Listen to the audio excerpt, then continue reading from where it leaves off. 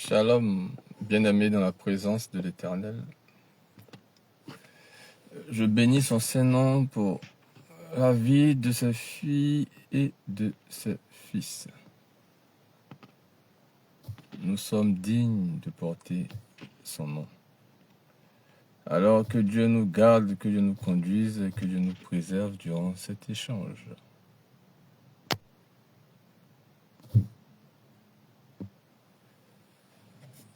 Nous sommes dans un jour de grâce et nous sommes remplis de la présence de l'Éternel. Il est important que chacun prenne ses dispositions afin d'entendre la parole et la grandeur de Dieu. Comme Habakkuk 2:3 dit, c'est une prophétie déjà fixée. Elle marche à son terme. Et si elle tarde, patiente, car elle s'accomplira. Elle s'accomplira certainement. Cela veut dire que le juste vivra par sa foi et que le mauvais, s'il ne se répand pas, celui qui porte des actions mauvaises, s'il ne se répand pas, s'il ne revient pas à la parole qui est vérité, finira par trébucher. Voici ce que Habakkuk 2:3 voulait exprimer à travers cette parole. Même si cette prophétie tarde, attends-la, car elle s'accomplira.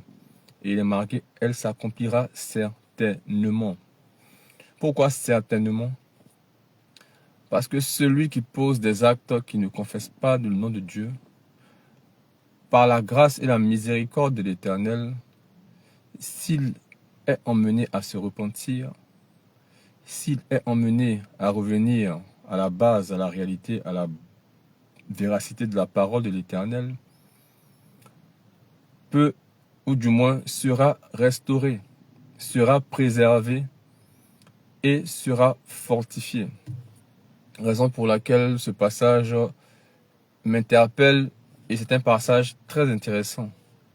Et comme il est aussi dit à travers Habakkuk 2:3, le juste vivra par sa foi. Raison pour laquelle je dis encore, c'est une prophétie déjà fixée.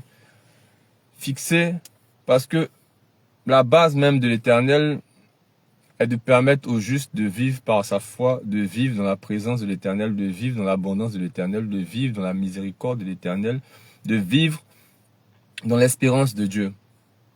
Et celui qui pose des actes néfastes, le but de Dieu n'est pas de le condamner. C'est pour ça que Dieu est merveilleux et est juste. Le but n'est pas de le condamner sur place. Le but est de le conduire à revenir dans le droit chemin. Le but est de le ramener à la base. Comme Jésus l'a si bien fait. Une brebis égarée sur les sangs, il part chercher cette brebis.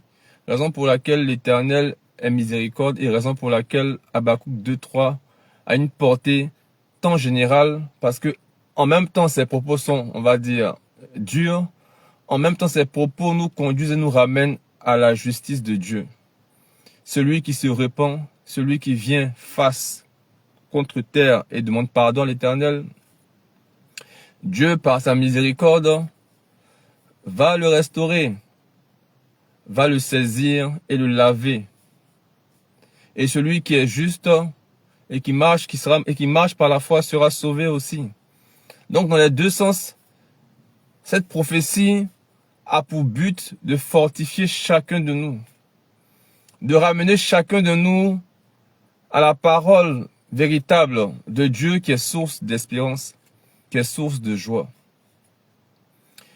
Nous sommes emmenés à, des fois, prendre des passages bibliques afin de nous donner la force et l'espérance voulues. Raison pour laquelle j'ai voulu t'interpeller sur Habakkuk 2:3 afin que tu puisses comprendre la portée, l'essence même de cette parole, de cette prophétie qui a été annoncée pour le bon comme pour le mauvais. Quand je dis comme pour le mauvais, oui. Raison pour laquelle il a dit que cette prophétie